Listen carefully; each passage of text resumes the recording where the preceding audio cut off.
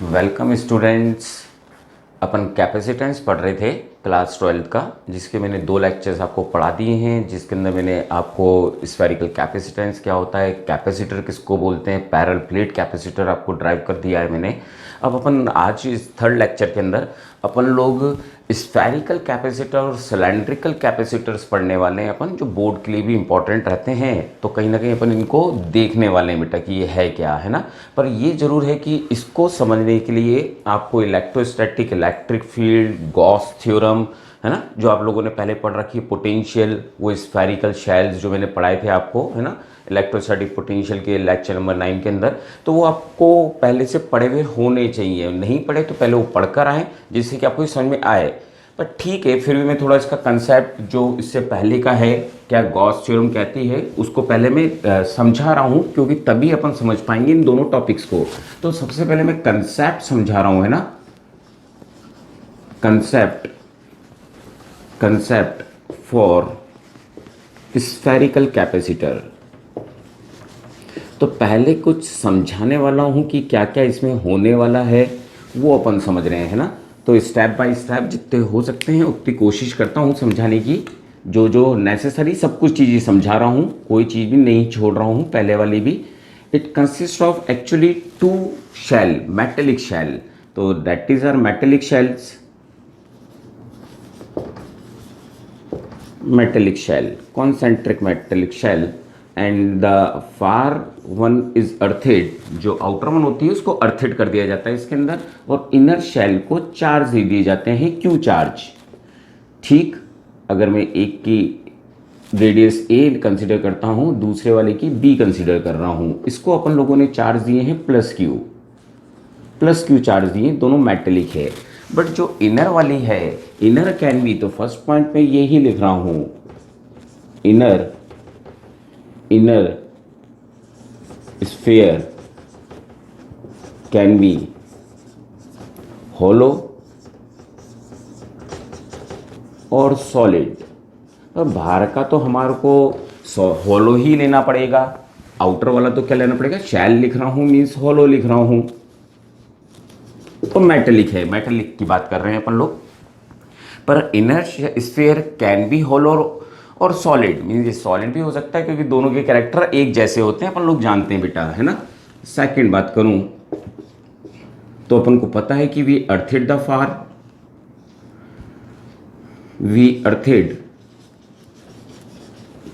Outer sphere.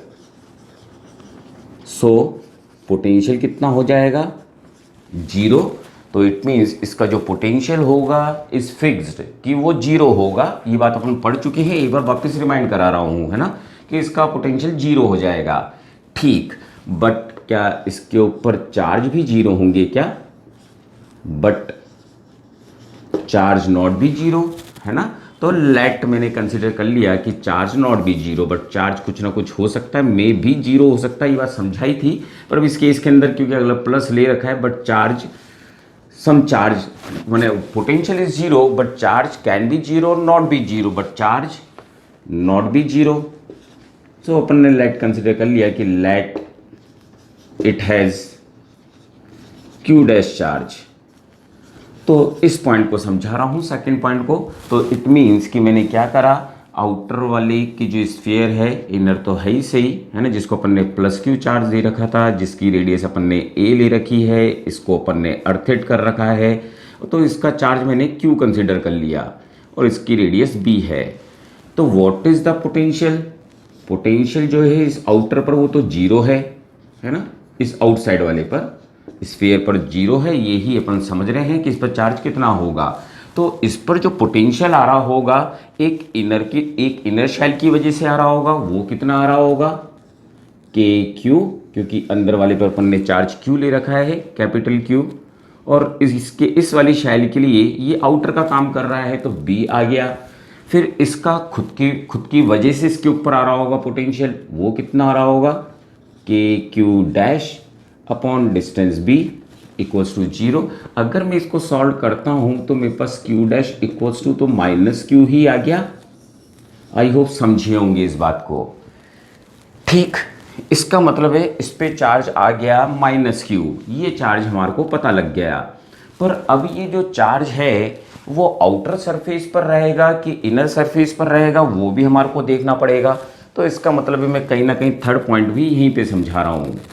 ठीक, तो third point समझ रहे हैं अपन लोग।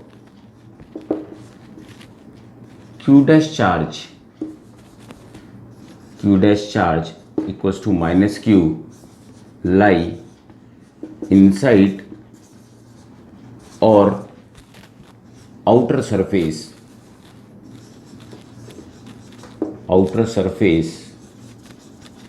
ऑफ बी, है ना। थोड़ी नेमिंग कर देता हूँ, इस वाले स्फीयर को ए और इसको बी कंसीडर कर देता हूँ। ये ए स्फीयर है और ये बी स्फीयर है। 400 पता लग गया कि चार्ज इस पर कितने आ गए हैं, -q। ठीक, अब ये समझाने की कोशिश कर रहा हूँ। इसको समझाने के लिए क्या कंसीडर करूँ, तो इसको समझाने के लिए बात करूँ तो मैं इनर शेल को तो ऐसे ही बना रहा हूँ जैसा था, आउटर को थोड़ा सा थिक कर देता हूँ और गॉसियन सरफेस अप्लाइड कर देता हूँ उसके ऊपर। तो ये आउटर शेल ही बना रहा हूँ, ठीक, जिसकी मैंने अर्थिंग कर दी। ठीक, इसकी रेडियस a है, इसकी रेडियस b है। मैंने जरा सी जो शेल थी उसको थोड़ी सी थिकनेस तो होगी ना, तो वो थिकनेस ले ली मैंने मेटल की। ठीक, अब इसके ऊपर चार्ज कहाँ पर लाई और अंदर इस पर चार्ज कितना था, q। Now we draw a Gaussian sphere. इसके अंदर अपन ने गॉसियन स्फीयर ड्रॉ कर दी मैंने इस शेल के अंदर, जो अपन पढ़ चुके हैं पहले कि मैं क्या कर रहा हूँ। तो इसका मतलब है मैंने ये गॉसियन सरफेस ड्रॉ करी, गॉसियन सरफेस। पर उनको पता है कि इट इज़ ए मेटल, ये तो मेटल है और मेटल के अंदर इलेक्ट्रिक फील्ड इंटेंसिटी कितनी रहती है, 0। इट मीन्स क्या हुआ, अगर मैं गॉस लॉ अप्लाइड करता हूँ, इन साइड में 0 रहती है, तो गॉस लॉ अप्लाइड करता हूँ, गॉस लॉ अपन ने क्या पढ़ रखा है कि जो EDS होता है is equals to Q inside upon epsilon naught. ठीक, पर इलेक्ट्रिक फील्ड तो 0 है, इलेक्ट्रिक फील्ड तो 0 है मेटल की शेल के अंदर। तो अगर ये 0 है, तो इससे तो ये पता लगा कि इनसाइड में जो चार्ज होंगे वो 0 होंगे, इनसाइड में जो चार्ज होंगे वो तो 0 होंगे। ठीक, अब ये चार्ज 0 है, इट मीन्स कि यहाँ पर अगर ये Q है तो यहाँ पर -q रहा होगा, तभी तो आंसर 0 आया होगा, इट मीन्स जो हमने -q निकाला है इस लाई इनसाइड, अंदर इनसाइड में लाई करेगा, ना कि आउटर में लाई करेगा। आई होप समझे होंगे मैंने जो पॉइंट समझाए आप लोगों को। ठीक, तो मैंने आपको पहले तो ये बताया कि ये अंदर वाला चाहे तो सॉलिड हो सकता है या हॉलो हो सकता है, बाहर वाला तो हॉलो ही होगा, तभी तो उसके अंदर कोई चीज़ फिट कर पाएंगे अपन लोग। ठीक, दूसरा मैंने आपको समझाया कि पोटेंशियल 0 होता है, पर सब ये पहले के कंसेप्ट हैं, इनको वापस समझा रहा हूँ। पोटेंशियल 0 है, पर ये थोड़ी कह सकते हैं कि चार्ज 0 होगा, इसलिए अपन ने लेट मान लिया कि उसके ऊपर चार्ज Q आता है बाहर आउटर वाले पर। तो आउटर पर Q मान लिया, तो जब अपन पोटेंशियल तो 0 है, डेट इज मस्ट कंडीशन कि इस पर 0 होता है चार्ज, है ना। तो मैंने जब ये फॉर्मूला अप्लाइड करा आउटर पर लिया तो इसकी वैल्यू ये आ गई। पर अब ये लाई करेगा कहाँ का, क्या बाहर की अंदर, तो वो चेक करने के लिए अपन ने गॉसियन सरफेस ड्रॉ करी। तो यहाँ पर टोटल चार्ज तो 0 होना चाहिए। सपोज करो अगर मैं इस जगह x रख देता तो पता लगता जब तक ये 0 नहीं होगा तब तक ये इलेक्ट्रिक फील्ड 0 नहीं होगी। इट मीन्स ये -q अंदर लाई करेगा। तो इससे ये बात पता लगी हमारे को कि charge of B lie inside surface.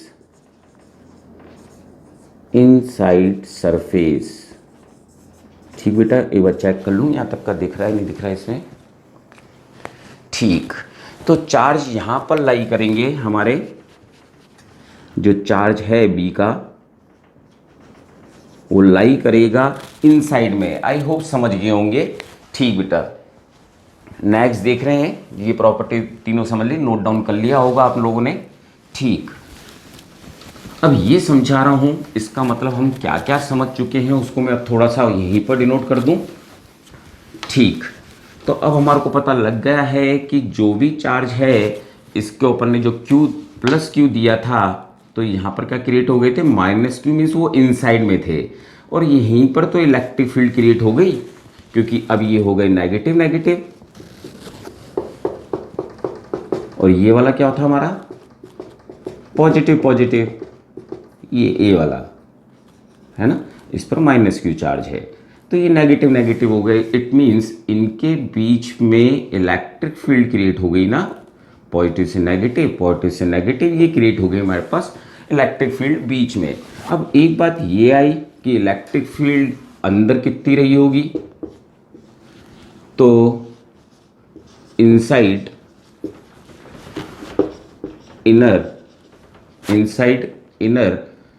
Shell E is 0, और क्यों होगी इसको समझाने के लिए मैं ज़्यादा वर्ड यूज़ नहीं कर रहा हूँ, क्योंकि अगर मैं यहाँ पर गॉसियन सरफेस ड्रॉ कर देता हूँ तो क्या इस पर अगर गॉसियन सरफेस ड्रॉ कर देता हूँ तो क्या अंदर कोई चार्ज है क्या, तो जब चार्ज नहीं तो इलेक्ट्रिक फील्ड इंटेंसिटी 0 हो गई ना।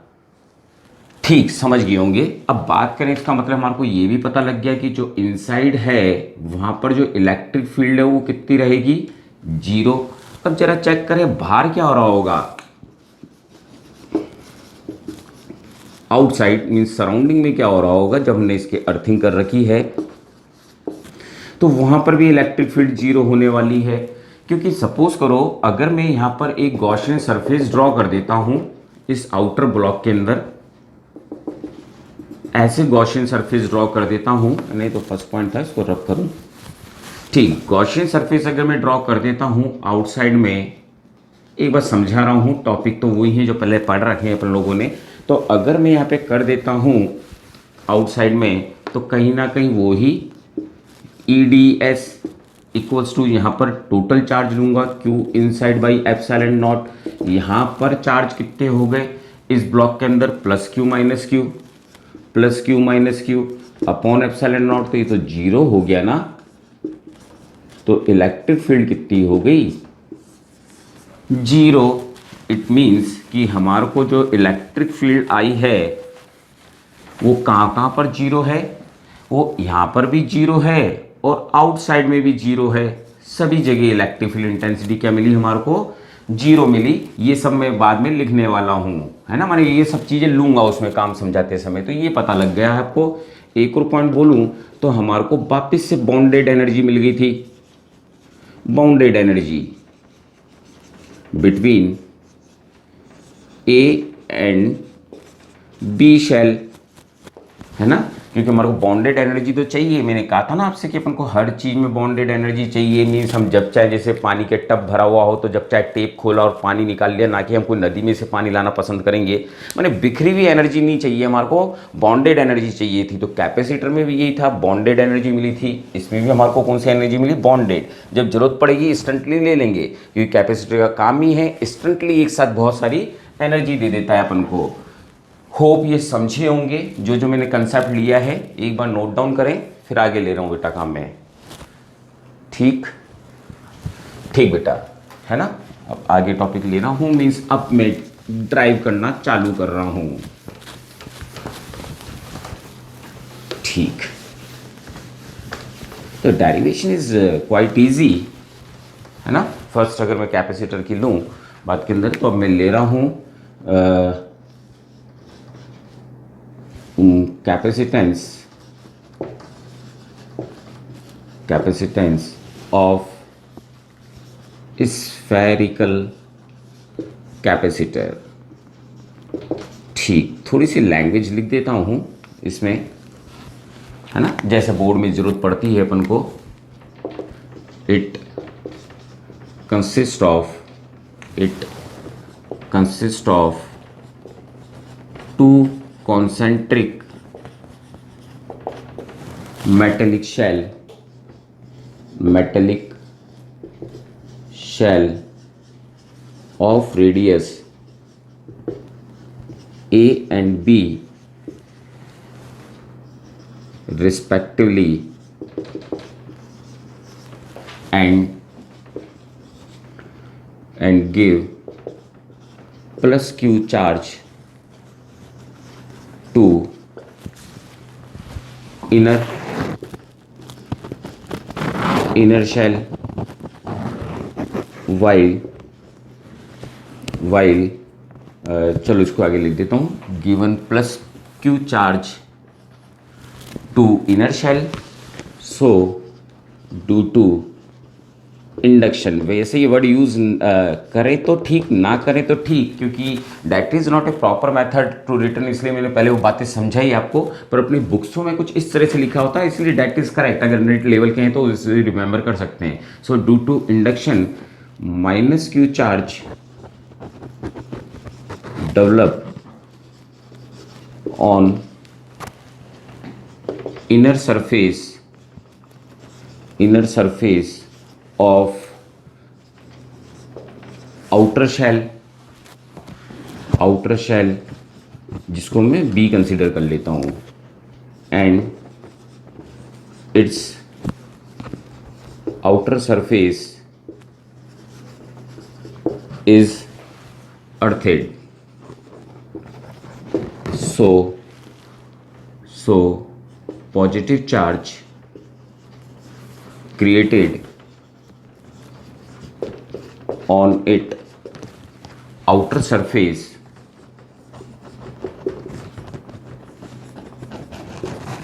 go into the earth, है ना। इस पे बात समझाइए कि अर्थ में जाता नहीं है, पर इस तरह के पैटर्न लिखे जाते हैं। ठीक है, अपन अब डेरिवेशन कर रहे हैं, तो मैंने एक स्फेयर ले रखा है पॉजिटिव, और मीन्स ये दो स्फेयर ले रखे हैं, एक की नेमिंग ए कर देता हूँ, एक की नेमिंग अंदर वाले को ए कर देता हूँ, बाहर वाले को बी कर देता हूँ। ठीक, इसका रेडियस ए, इसका रेडियस बी, थोड़ी सी इंक्लाइन कर देता हूँ, बेटर दिखेंगे।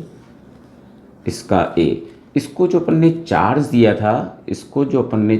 था, ऐसे बताने का तरीका है कि सिर्फ ये इसके टच नहीं हो रहा है, अपन अंदर ही दे रहे हैं क्यू चार्ज, तो इस पर डिस्ट्रीब्यूटेड हो गए plus charge, okay, like this.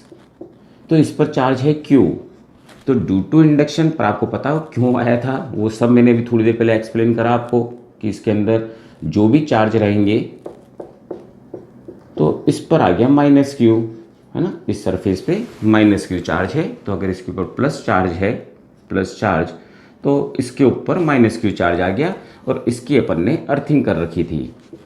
ठीक, ये हो गया, ये ए है और ये बी है। ये भी अपन को पता है, जिसको बताने की जरूरत नहीं होती, कि यहाँ पर इलेक्ट्रिक फील्ड जीरो है, यहाँ पर भी इलेक्ट्रिक फील्ड जीरो है इनसाइड में, है ना।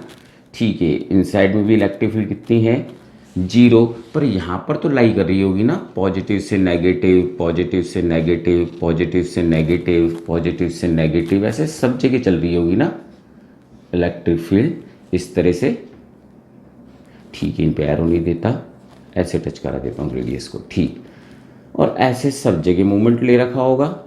ये जो सारे एरो दिए हैं मैंने, ये इलेक्ट्रिक फील्ड रिप्रेजेंट कर रखी है, electric field move from positive to negative. ठीक है, अब अगर अपन बात करें कि अपन क्या निकालने वाले हैं, तो अपन हर डेरिवेशन में क्या कर रहे हैं, पोटेंशियल डिफरेंस निकालते हैं, और शेल के लिए हम वैसे ही डेरिवेशन पढ़ चुके हैं पोटेंशियल डिफरेंसेस के, पहले तो अपन वो ही डायरेक्ट निकाल रहे हैं। सो पोटेंशियल डिफरेंस, ये इसको डायरेक्ट ही कर सकते थे, है ना, क्योंकि अगर सीबीएसई में बात करें तो इट्स क्वाइट इजी, है ना, क्योंकि 2 मार्क्स 3 मार्क्स में आता है, तो ठीक है, थोड़ी सी लैंग्वेज लिखी, अपन सीधा ही लिख सकते थे। C इज इक्वल टू क्या होता है, Q by del V, potential difference. यहाँ पर बात करूँ तो पोटेंशियल डिफरेंस कितना हो जाता हमारे पास, VA माइनस VB, यही तो हुआ हमारे पास potential difference. I am stop this side, so हम find out VA and VB। ठीक, तो VA and VB find out करता हूं, तो सबसे पहले अगर मैं VA फाइंड कर सकता हूं, पोटेंशियल डिफरेंस एट A, कितना होता पोटेंशियल A पर, तो एक पोटेंशियल तो आता हमारे पास इसके खुद के कारण, potential due to A plus potential due to B, तो अगर मैं पहले वाले की बात करूं तो के क्यू और इसकी खुद की रेडियस कितनी थी, ए, यही थी ना। और इसका पोटेंशियल लेता हूं तो इसका पोटेंशियल कितना आया था बाहर वाले सरफेस का, तो वो ही रहेगा बाहर वाले का। तो जितना पोटेंशियल होगा उस अंदर भी सब जगह उतना ही रहता है, तो वो बी। तो ये कहीं ना कहीं मैंने वी ए का पोटेंशियल निकाल लिया, वी ए का पोटेंशियल निकाल दिया। ठीक, इसको थोड़ा सा अरेंज कर देता हूँ, फिर पुटिंग अपन वहाँ पर कर देंगे। ठीक ठीक, तो वी को थोड़ा सा और क्लियर कर लेता हूँ। इसमें से अगर मैं के क्यू कॉमन ले लूँ तो यहाँ पर हमारे पास कहीं ना कहीं 1/a 1/v यही तो बच रहा है। ठीक, आई थिंक ठीक है ना। सो इसको थोड़ा सा और यहाँ पर लिखता हूँ तो कहीं ना कहीं K Q B minus A upon A B, ये पोटेंशियल आ जाता है। मैं इसको इक्वेशन नंबर 2 कर देता हूँ। एंड पोटेंशियल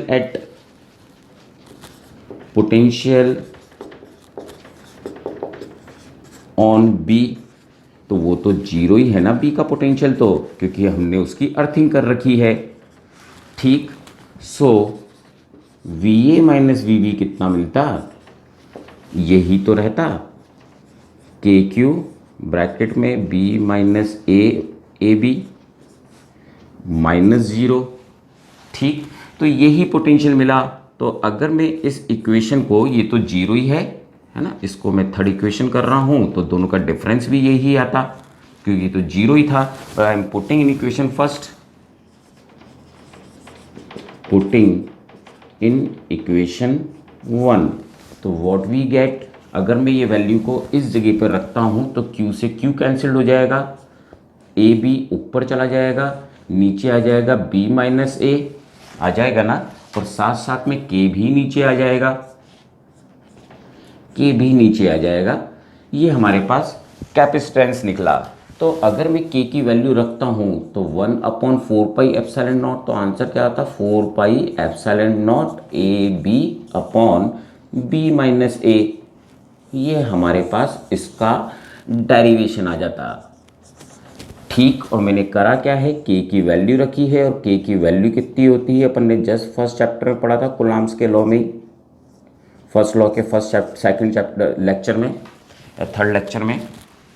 ठीक, आई होप समझे होंगे कि मैंने करा क्या है। हमारे को कैपेसिटेंस से तो निकालना था Q बाई पोटेंशियल डिफरेंस किसके बीच में, V A V B, high potential कैसे भी ले सकते थे, high potential minus low potential कर दिया क्योंकि इसका जीरो ही आने वाला था, वैसे भी स्केलर क्वांटिटी है ना, कैपेसिटेंस भी कांस्टेंट है। तो पोटेंशियल डिफरेंस एट ए निकाला अपन ने, तो एक इसकी वजह से आ रहा होगा, एक इस सरफेस आउटर सरफेस की वजह से आ रहा होगा, तो हमने ये पोटेंशियल निकाल दिया, ये वाला पोटेंशियल बेटा है ना। फिर हमने बी की बात करें तो अर्थेड था, तो जिसकी भी अर्थिंग रखते हैं उसका खुद का पोटेंशियल कितना होता है, जीरो, तो इन दोनों का डिफरेंस कितना आता है, यही तो आता। जब ये वैल्यू अपन यहाँ पर पुटिंग करते तो ए बी ऊपर चला जाता और ये के बी ए नीचे आ जाता, के की वैल्यू रखी तो हमारे पास आंसर क्या हो गया, 4πε0 a b upon b minus a. ठीक, आपको ये डायरेक्ट फॉर्मूला भी याद रखना है नेट वालों को, है ना बेटा। ठीक, नोट डाउन कर लिया, दिख रहा है। ठीक ठीक, अब अपन करने वाले हैं बेटा सिलेंड्रिकल कैपेसिटर करने वाले हैं, सिलेंड्रिकल कैपेसिटर। ठीक, वो थोड़ा सा ज़्यादा लिखना रहेगा उसमें, तो मैं एक साइड लिखने की कोशिश करता हूँ। और सिलेंडर है, और सिलेंडर के लिए हमने ना तो इलेक्ट्रिक फील्ड ड्राइव कर रखी है, तो कहीं ना कहीं हमारे को डेरिवेशन थोड़ा सा लेंथी रहेगा, तो फिर भी इजी, मैंने कहीं ना कहीं हमारे को गॉस की पूरी परफेक्टली पड़ा हुआ होना चाहिए, तो ही हमारे को अच्छे समझ में आएगा सिलेंड्रिकल वाला। तो कैपेसिटेंस ऑफ सिलेंड्रिकल कैपेसिटर को शो कर रहे हैं। इसके अंदर भी सब कुछ वैसे ही होने वाला है, इसलिए मैं 2-3 लाइनें लिख रहा हूँ, बाकी डायग्राम के थ्रू कर रहा हूँ। It consist of coaxial metallic cylinder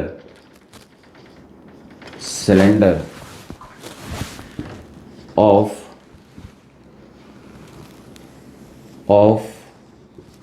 radius A and B and plus Q charge given to inner cylinder. अब बाकी सब कुछ वही हुआ जो वहाँ पर हुआ था। इस प्रोसेस को समझें कि अंदर इंडक्शन हो जाएगा, बाहर की अर्थिंग कर रखी होगी अपन ने। तो यहाँ पर कहीं ना कहीं मैं ड्रॉ कर रहा हूँ, थोड़ा बड़ा ले रहा हूँ क्योंकि इसमें कुछ ड्राइव भी करूँगा। And inner cylinder and length of L इसकी लेंथ कंसीडर करूँगा मैं। तो ये कहीं ना कहीं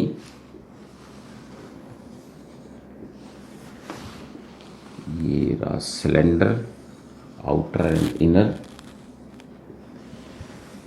ठीक, ये एक्सेस ड्रॉ कर दूं इनका, है ना। ये एक्सेस है मेन सेंटर। इसकी जो यहाँ से इसकी रेडियस मैंने भी कंसीडर करी है, एक की कंसीडर करी है ए और आउटर वाले की कंसीडर करी है बी। ठीक, इनर सरफेस को कितने चार्ज दिए अपन ने, प्लस क्यू। लेंथ कितनी कंसीडर करी है मैंने, एल इसकी लेंथ कंसीडर करी है। इन्फिनिट के लिए भी पूछा जाता है पर अपने लेंथ मैंने पूछा इसी का जाता है, इसलिए वो ही कंसीडर कर रहा हूं। और ये प्लस क्यू चार्ज सभी जगह कर्व्ड सरफेस पे आ गए होंगे ना। तो ड्यू टू इंडक्शन क्या हुआ होगा, पूरे कर्व्ड सरफेस पर, पूरे कर्व्ड सरफेस पर है जिसको अपन केवल यहां पर शो कर रहे हैं, नेगेटिव क्रिएट हो गए होंगे। और इसकी कर रखी है अपन ने अर्थिंग। तो इसका मतलब है आउटसाइड में इलेक्ट्रिक फील्ड इंटेंसिटी कितनी होने वाली है, 0। इलेक्ट्रिक फील्ड दिख रही है ना, केवल इस अंदर वाले सिलेंडर और बाहर वाले सिलेंडर के बीच में ही तो क्रिएट हो रही है। मीन्स यहाँ पर भी बाउंडेड एनर्जी मिल गई ना। तो इसका मतलब है इलेक्ट्रिक फील्ड तो यहाँ पर भी ऐसे ही चल रही थी। आई होप समझ रहे होंगे क्या हो रहा है। इलेक्ट्रिक फील्ड मूवमेंट ले रही है पॉजिटिव से नेगेटिव। इस सरफेस, इस स्फीयर को ए नेमिंग कर देता हूँ, इसकी बी नेमिंग कर देता हूँ। ठीक, यहाँ पर थोड़ी सी दिक्कत हो गई। स्फेरिकल की बात करें तो हमने वहाँ पर उनके लिए पोटेंशियल्स पढ़ रखे थे, कैसे निकालते हैं वो पढ़ रखे थे, पर कहीं ना कहीं सिलेंडर का अपन ने नहीं पढ़ रखा। तो जब नहीं पढ़ रखा पोटेंशियल ये सब कुछ, तो कहीं ना कहीं हमारे को गॉसियन सरफेस पे जाना पड़ेगा। गॉसियन की हेल्प से हमारे को सिलेंडर इसका कितनी इलेक्ट्रिक फील्ड होती है वो निकालनी पड़ेगी। मान लिया कि कराया था क्वेश्चन जिसकी value Q/2 epsilon not R आई थी, पर हम यहाँ पर उसको ड्राइव करना होगा, एग्जाम में आएगा। तो इसका मतलब है हमारे को इलेक्ट्रिक फील्ड फाइंड आउट करनी थी।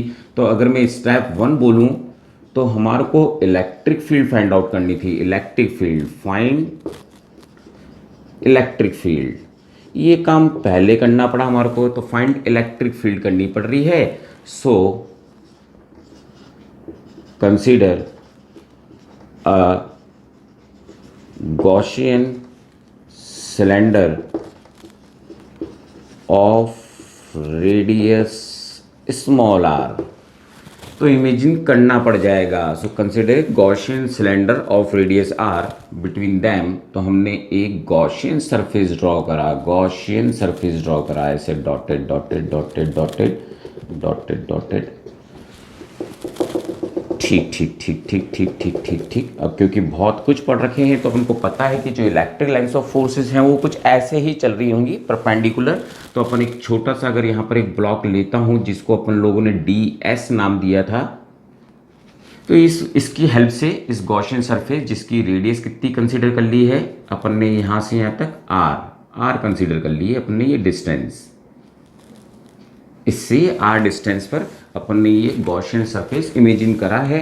तो इसका मतलब है कहीं ना कहीं मैं यहाँ पर लगा देता हूँ EDS, पूरे इसको भी ऐसा बनाने की जरूरत नहीं है, EDS cos 0 ही रहेगा क्योंकि दोनों की डायरेक्शन सेम है। इलेक्ट्रिक फील्ड भी इधर है और ये भी इधर है।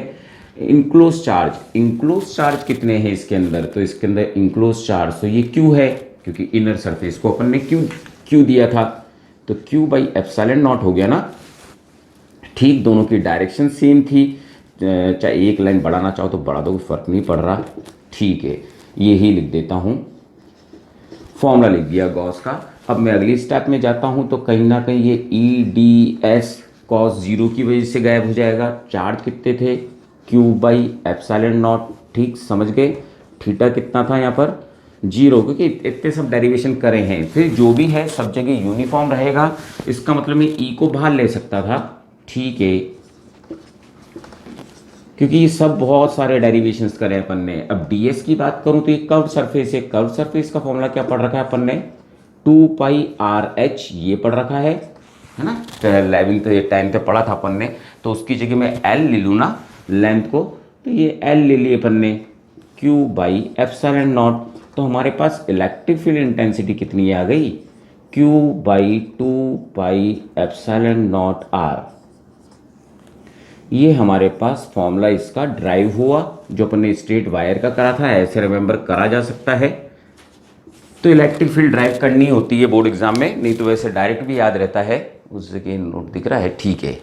तो इसका मतलब ये अपन ने इक्वेशन ड्राइव कर दी, ठीक। अब स्टेप 2 ले रहा हूं, step second, potential difference, find potential difference, find potential difference, potential difference find out कर रहा हूं।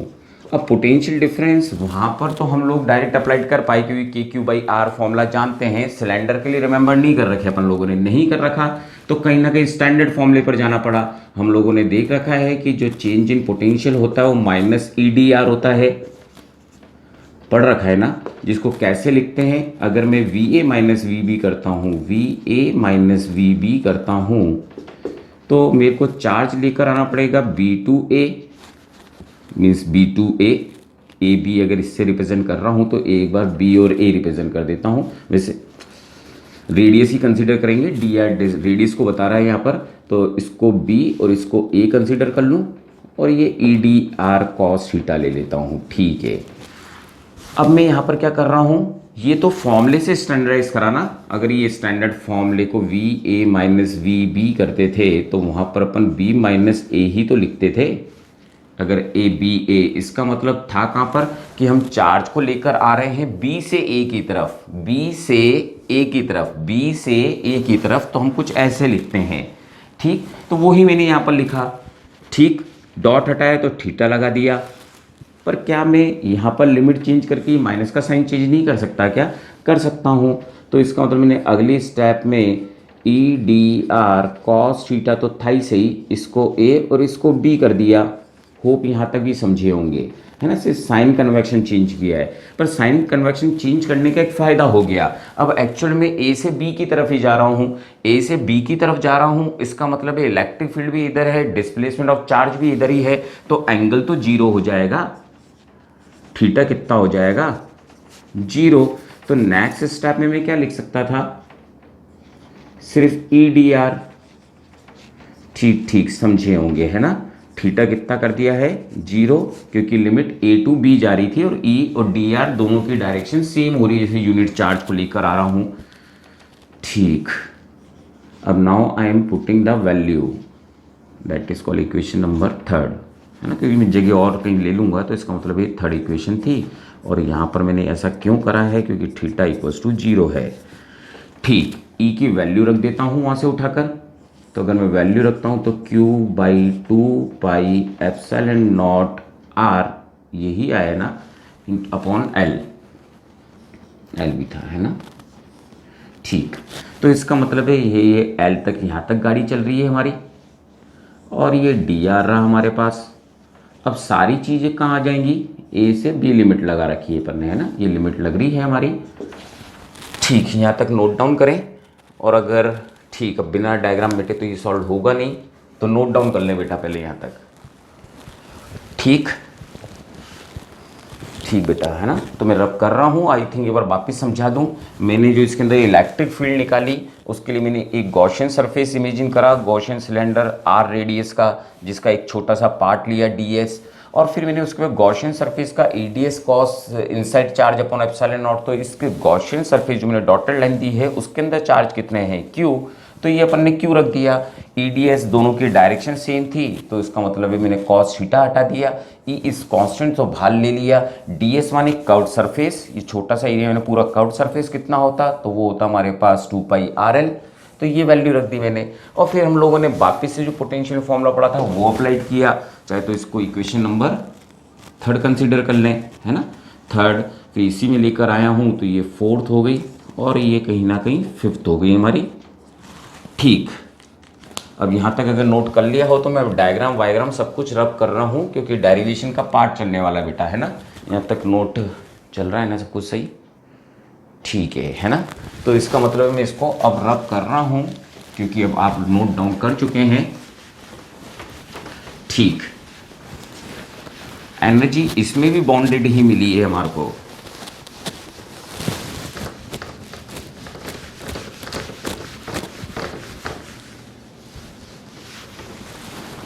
ठीक, तो अपन ये सब ड्राइव देख चुके हैं, इसको ही कंटिन्यू कर रहा हूँ आगे। तो इसका मतलब हमारे पास VA minus VB equals to कितना आया हुआ था, A टू B। और नेक्स्ट स्टेप के अंदर सीधा ही कॉमन ले लो ना, क्या क्या कॉमन दिख रहा है, Q कॉमन दिख रहा है, 2 पाई एप्सिलॉन नॉट L, और लिमिट केवल कितनी रह गई, 1/r/dr। इसको ही तो सॉल्व करना है और लिमिट A से B चल रही थी हमारे पास। ठीक, तो अब मैं अगर इसको सॉल्व करता हूं तो आपको पता है इसको लॉग बोलते हैं, मीन्स 1/x का इंटीग्रेशन कितना होता है हमारे पास, log x। तो इसका मतलब है यहां पर log r कर दूं, वो भी बेस E वाला, और लिमिट हो गई A to B, Q/2 pi epsilon naught L log upper limit minus lower limit. ठीक, और इसको और कैसे अरेंज कर सकता हूं मैं, Q/2 pi epsilon naught L log m upon minus में फॉर्मूला क्या हो जाता है, B/A। तो ये निकला हमारा पोटेंशियल। ठीक, ये पोटेंशियल निकला, बस इसके बाद तो हमारे को कोई दिक्कत ही नहीं थी।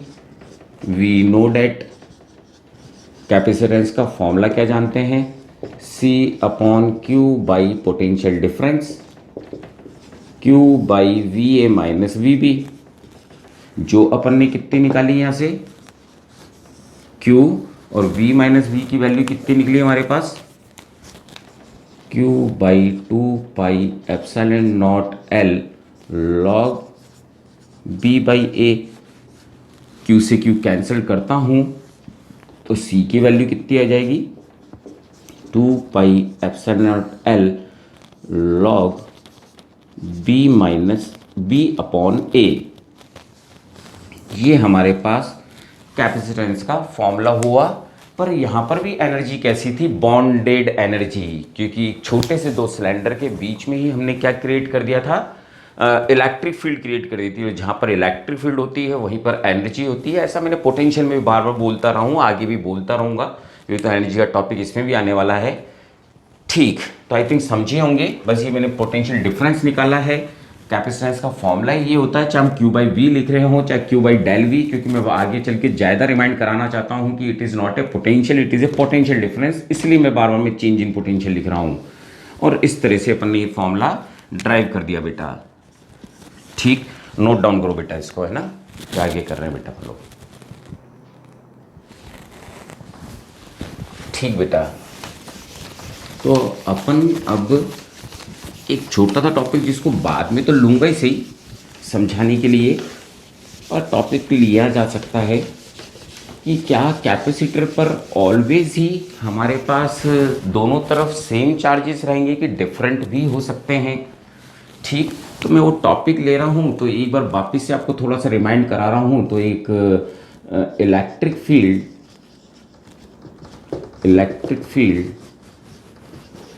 Due to one side charge,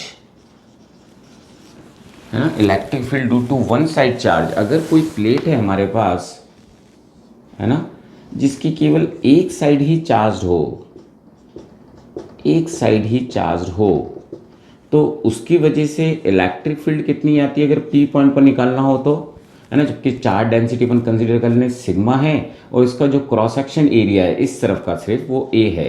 single side बता रहा हूँ, सिंगल साइड,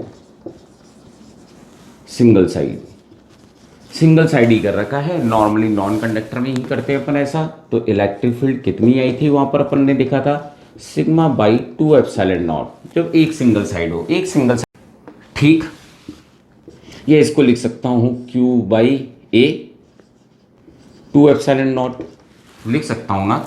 तो मैं ये नहीं, अभी कुछ ये नहीं बताना, वो तो पहले बता ही चुका हूँ कि गुड कंडक्टर में क्या होता है और बैड कंडक्टर में क्या होता है। वापस एक बार रिमाइंड कराया कि क्योंकि मैं फॉर्मूला कुछ यूज़ करूँगा प्रूफ डेट करने के लिए।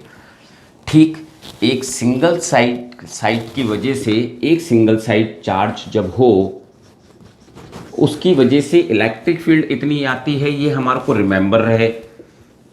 ठीक, बस इसी के बेस पे अपन कुछ करने वाला हूँ, कुछ समझाने वाला हूँ, वही अपन देख रहे हैं, है ना। ठीक, नोट डाउन कर लिया, ठीक है ना। तो यही समझा रहा हूँ, रब करता हूँ बेटा फटाफट। If different charges on parallel plate capacitor, बहुत सारा का तो एक पूरा चार्ट बनेगा, पर एक हिंट यहाँ पर दे रहा हूँ जो अपन को रिमेंबर रहना चाहिए। पैरेलल प्लेट पर डिफरेंट चार्जेस प्लेट्स हो। अभी तक जो अपन ने जो भी करा, पैरेलल प्लेट देखा या सिलेंडर या कैपेसिटर, तो आप देख रहे हो क्यू क्यू ही डिस्ट्रीब्यूटेड हो रहे हैं चार्जेस के अंदर, जो भी समझ में आ जाएगा आपको डायग्राम से। या जिसको दूसरे ढंग से बोलूँ तो rearranging of charges on parallel plate surfaces. ठीक, तो इस पॉइंट को अपन देख रहे हैं कि अगर डिफरेंट चार्जेस होते तो क्या होता, और रीअरेंजिंग कर रहे हैं अपन चार्जेस को on parallel plate each surfaces, each surfaces. तो चालू कर रहा हूँ। सपोज करो हमारे को दो प्लेट्स हैं, जिसको एक को दे रखा है चार्ज Q1 और दूसरे को चार्ज दे रखा है Q2, है ना। क्वेश्चन की तरह ही समझ लें, यानी गिवन था हमारे को, डिस्टेंस से कुछ मतलब नहीं, मतलब सबके दोनों के प्लेट पैरेलल है, वो डिस्टेंस D है। तो अपन से बोला गया 1 सरफेस, 2 सरफेस, 3 सरफेस और 4 सरफेसेस, इन पर चार्जेस क्या होंगे, what is the charge on 1 2 3 4, इन पर क्या क्या चार्जेस होंगे वो पता लगाना था। तो ठीक, अपने लेट कंसिडर कर लिया कि इस पर Q1 है, इस पर Q2 चार्ज आ गया, इस पर Q3 चार्ज आ गया और इस पर Q4 चार्ज आ गया, ऐसा लेट कंसिडर कर लिया अपन ने। ठीक, तो अपन इससे क्या क्या कंक्लूजन निकाल सकते हैं। तो फर्स्ट कंक्लूजन देखें कि Q1 plus Q2 should be equals to Q1, क्योंकि प्लेट पर टोटल चार्ज तो कंजर्व रहेंगे ना, 1 प्लेट पर चार्ज क्या रहेंगे, कंजर्व। तो एक तो मैंने ये लिख दिया, है ना, क्योंकि मैंने इसके नीचे लिख दूंगा। वैसी बात करूं तो Q3 plus Q4 is equals to Q2। ये दोनों ही कंडीशन किससे लिखी है मैंने, कंजर्वेशन ऑफ चार्जेस की वजह से। आई होप समझे होंगे क्या लिखा है मैंने। ठीक, अब मैं एक और कंडीशन बोल सकता हूं जिससे मैं 2 इक्वेशन निकाल सकूं। क्या मैं इस प्लेट, जो पहली प्लेट है हमारे पास, जिसको मैं नेमिंग A कर दूं, इस प्लेट को A बोल देता हूं, इस प्लेट को B बोल देता हूं, तो इसके इनसाइड में क्या, अगर मैं पॉइंट A ले लेता हूं तो क्या इसमें इलेक्ट्रिक फील्ड जीरो नहीं होगी, क्या होगी ना इस पॉइंट पर जीरो। A B इसको नहीं ले रहा, इसी को, तो इस इलेक्ट्रिक फील्ड इनसाइड में कितनी होगी, जीरो। अब यहाँ पर चार्ज ले रखा है अपन ने Q1, यहाँ पर चार्ज ले रखा है Q2 और यहाँ पर चार्ज बोलूँ तो मैंने ले रखा है इस जगह पर Q3 और Q4। तो इसकी वजह से इलेक्ट्रिक फील्ड इधर आ रही होगी, और इन तीनों की वजह से इलेक्ट्रिक फील्ड उधर जा रही होगी ना। तो इसका मतलब ये हुआ कि इलेक्ट्रिक फील्ड नेट जीरो है। अगर मैं तो electric field at A equals to zero है, तो मैं इधर वाले को एक को अगर मैं इधर वाले को पॉजिटिव कंसीडर कर लेता हूं तो वो कितना हो जाता, चार्ज डेंसिटी अपन सिग्मा सिग्मा कंसीडर कर सकते हैं। ठीक, तो मैं सिग्मा ही नहीं ले रहा, सीधा ही चार्ज के बेस पर लिख देता हूं। तो इसके ऊपर जो इसकी वजह से इंटेंसिटी आती है वो तो आती Q/2A एप्सिलॉन नॉट, ठीक इधर की तरफ। और इसकी वजह से क्या आती, नेगेटिव, है ना, क्योंकि इसकी वजह से इलेक्ट्रिक फील्ड इधर की तरफ आती है ना, और इसकी वजह से इलेक्ट्रिक फील्ड उधर, इसकी वजह से भी उधर, इसकी वजह से भी उधर।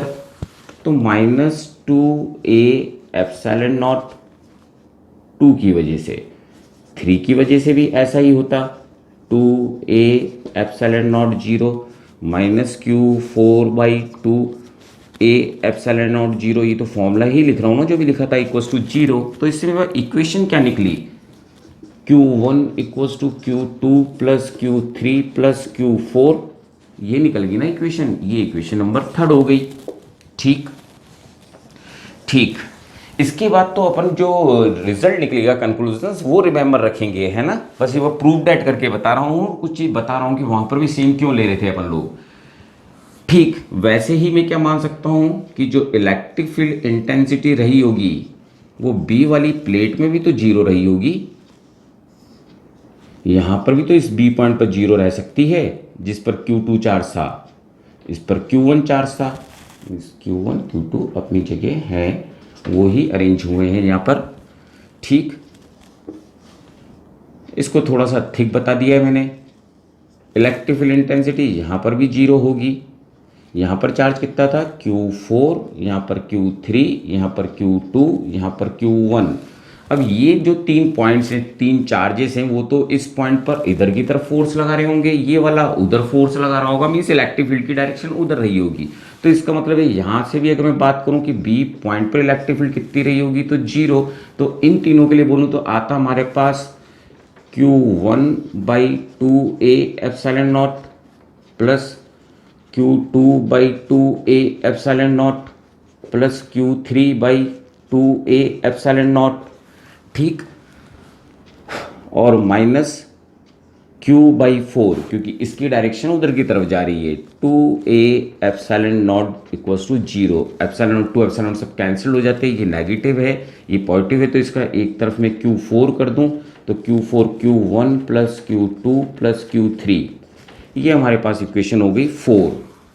ठीक बेटा, समझे होंगे यहाँ तक। ठीक, तो ये 4 कंक्लूजन अब मैंने दो ये इक्वेशन सॉल्व की है, मीन्स एक तरह से इसको सेकंड मान लें आप लोग, है ना, बीच में सेकंड है, ये थर्ड है, फर्स्ट सेकंड थी तो इसको थर्ड मान लें, है ना, क्योंकि ये कंडीशंस चालू करी है मैंने यहाँ से सॉल्व करना, है ना।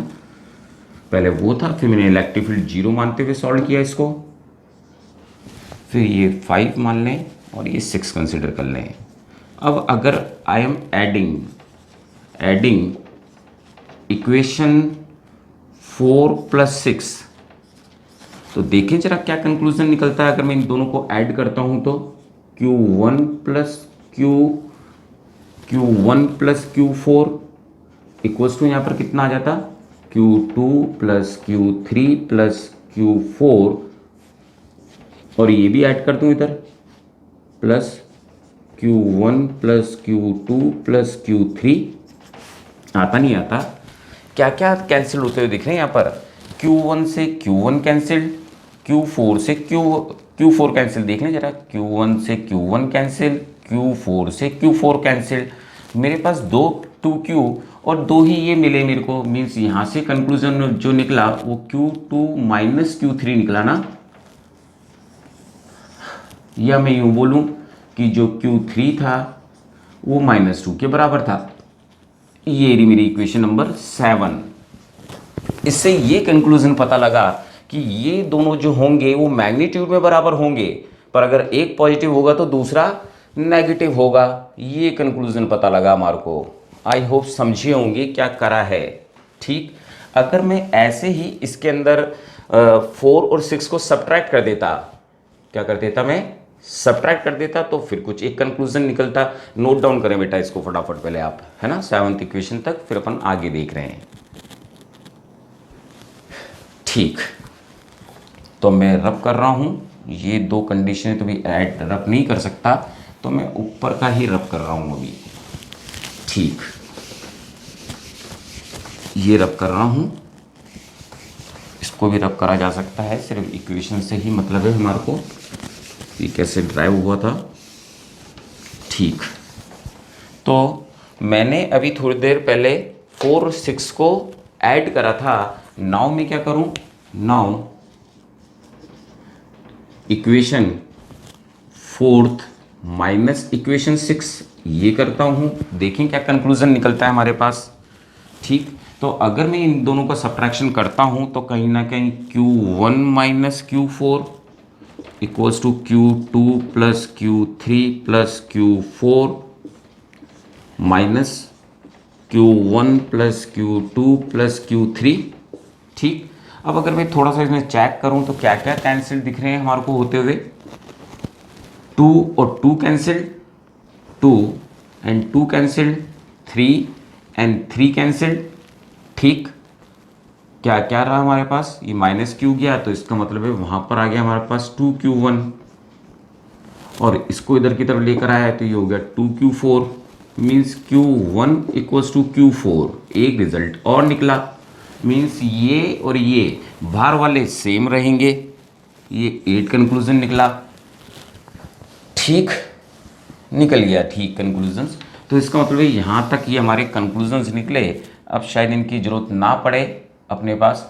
तो अब मैं अगर Q1 Q2 इन दोनों को अगर मैं ऐड करूँ, इन दोनों को मैं ऐड करूँ और इसका रिजल्टेंट काम में लूँ तो कुछ बात बन सकती है। तो नाउ एक कंडीशन और, हमारे को अंदर वाले के तो पता लग गए कि जो भी चार्ज होंगे वो बराबर और इक्वल्स होंगे, बाहर वाले पर कितने कितने चार्जेस होंगे ये भी बराबर होंगे, ये भी निकल गया। वो होंगे कितने, तो वो ही मैं सॉल्व कर रहा हूँ। तो मैं अगर सॉल्व करता हूँ एडिंग इक्वेशन 1 प्लस 2, 1 और 2 को ऐड करता हूँ तो Q1 plus Q2 plus Q3 plus Q4 equals to Q1 plus Q4, यही आता मेरे पास। ठीक,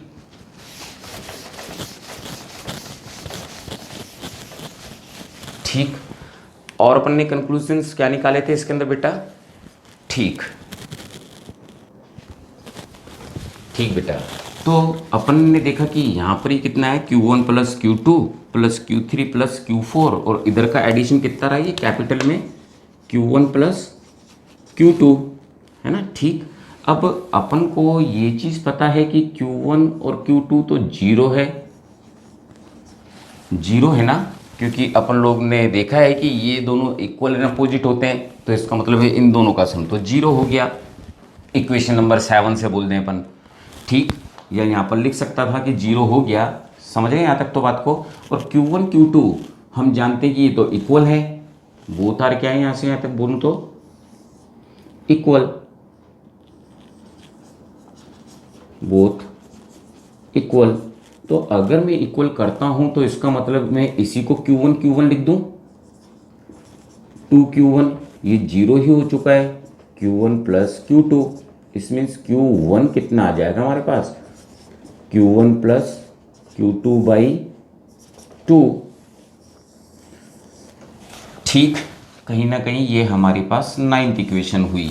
और इस तरह हम लोग कह सकते थे कि Q4 भी कितना हो जाता, Q1 प्लस Q2 बाई 2, क्योंकि दोनों बराबर हैं, क्योंकि दोनों बराबर हैं।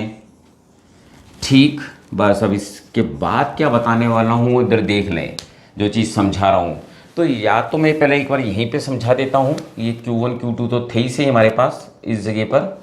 ठीक, अंदर की बात करूँ तो चार्जेस ऑलवेज इक्वल रहेंगे, प्लेट कुछ भी हो, क्योंकि आपने देखा इक्वल एंड अपोजिट ही है, आए चाहे कुछ भी, पर रहेंगे बराबर हमेशा, इनसाइड में हमेशा बराबर रहेंगे। ठीक, और जो बाहर होगा वो हमेशा इन दोनों के एडिशन के बराबर होगा। ठीक, एक बार नोट डाउन करें बेटा, उसके बाद फिर आगे कंटिन्यू कर रहा हूँ बेटा ना समझाने के लिए, और एक क्वेश्चन उठा रहा हूँ। ठीक, नोट डाउन कर लिया आप लोगों ने। ठीक बेटा,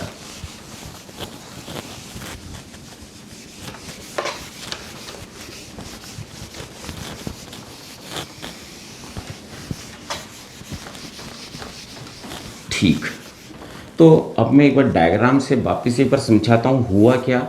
यहाँ पर Q1 था, यहाँ पर Q2 था, यहाँ पर हम लोगों ने Q1 कंसीडर कर रखा था जो कितना आया Q1 प्लस Q2/2 इनसाइड में, ये Q1 था हमारा। यहाँ पर Q4 कितना आया Q1 प्लस Q2/2। तो मैं सब इनको ऐसे ध्यान रखना, अर्थिंग वर्थिंग बहुत कुछ समझाने वाला हूँ, पर जो भी हमेशा एक्सट्रीम वाले प्लेट्स होंगी उन पर आउटर साइड में हमेशा उन सबका जितनी प्लेट्स हैं उनका सम करके 2 का डिवाइड, मैंने जितनी प्लेट्स हैं उनका डिवाइड करके आप वैल्यू रख दें उस जगह पर। मीन्स इस तरह से मीन रखना है।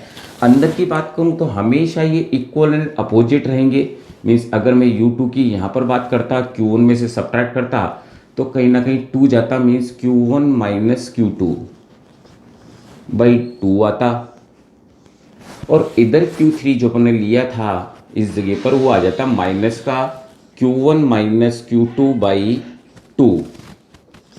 मीन्स इनर सरफेसेस पर ऑलवेज इक्वल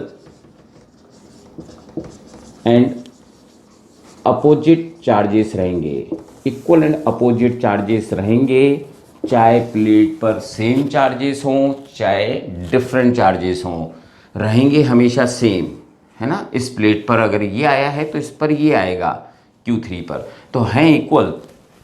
ठीक, नोट डाउन करें, क्वेश्चन के थ्रू समझा रहा हूं बेटा, है ना। ठीक, तो क्वेश्चन बोला गया find charges on each plate. ठीक, तो कैसे करते हैं अपन क्वेश्चन को। तो सपोज करो अपन को ये प्लेट दे रखी है, किसी पर दिया गया 8 कूलम चार्ज, किसी पर दिया गया 3 कूलम चार्ज। ठीक, और अपन से बोल दिया गया each plate, each surface of plate find करो, ईच सरफेस ऑफ प्लेट्स तो फाइंड आउट करो। बहुत कॉमन क्वेश्चन है, आता ही रहता है ना। क्वेश्चन नंबर 1 बोलूँ इस जगह पर तो कितना होता हमारे पास। ठीक, तो बस मैंने अभी थोड़ी देर पहले क्या कहा था, जितना भी चार्ज दिया हो उसका हाफ चार्ज ही तो आ जाएगा। सॉल्यूशन करना अगर मैं यहाँ से चालू करता हूँ तो कहीं ना कहीं इधर तो चार्ज कितना कर दूँ, Q प्लस 8/3/2, मीन्स इधर चार्ज कितने आ जाते हैं हमारे पास। थोड़ा सा कॉमन करने के लिए 4 कर देता हूँ, 4 थे हमारे पास, तो इसमें 4 थे, 12 हो जाते, 12 में मीन्स 6 यहाँ पर चार्ज जाता हमारे पास।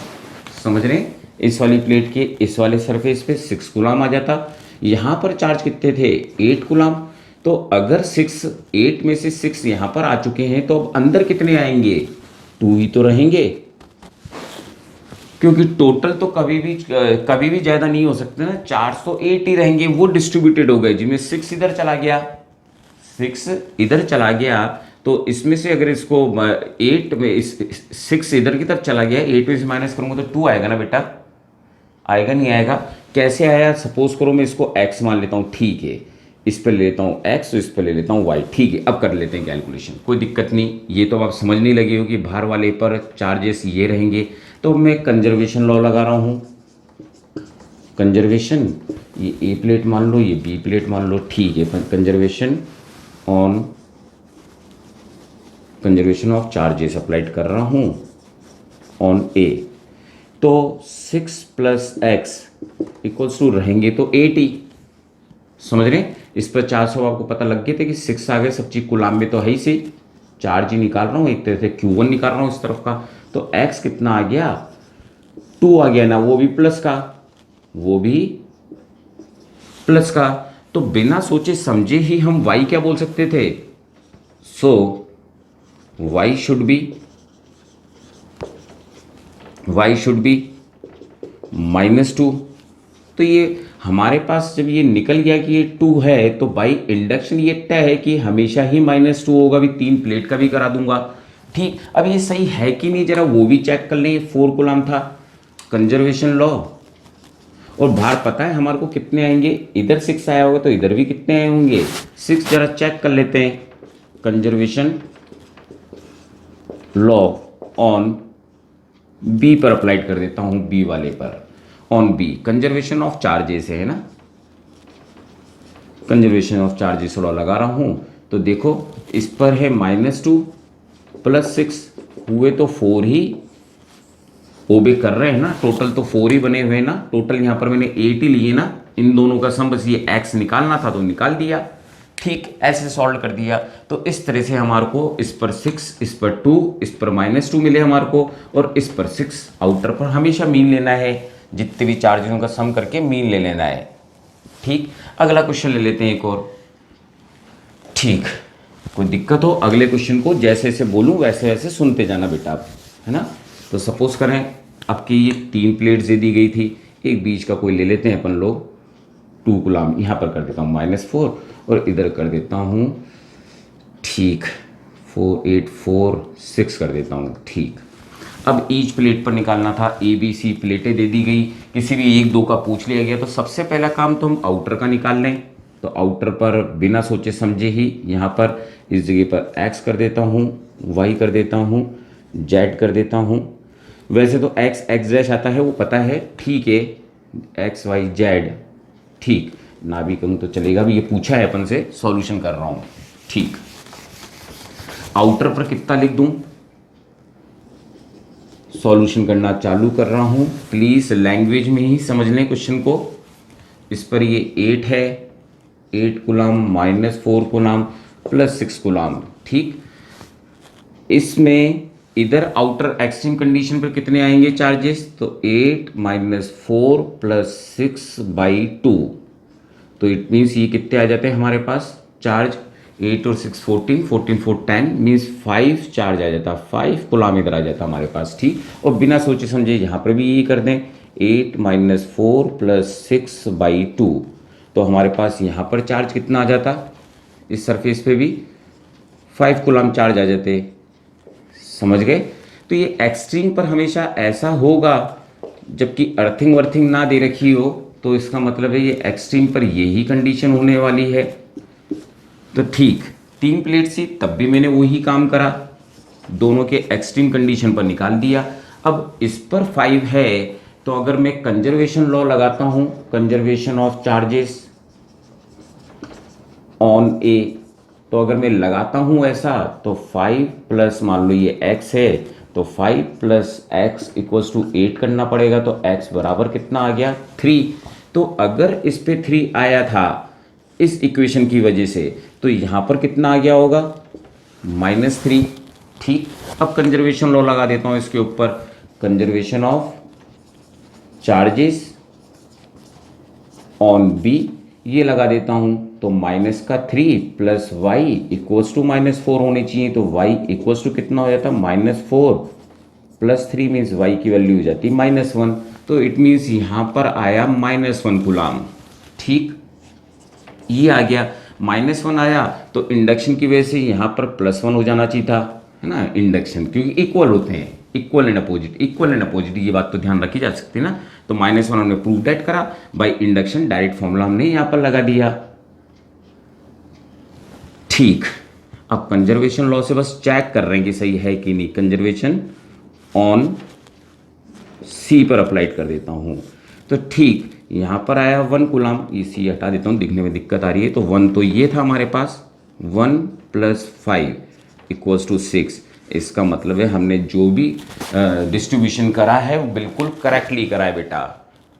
ठीक, तो यहीं पर ही क्लोज कर रहा हूँ इस लेक्चर नंबर कैपेसिटर के 3rd लेक्चर को, है ना।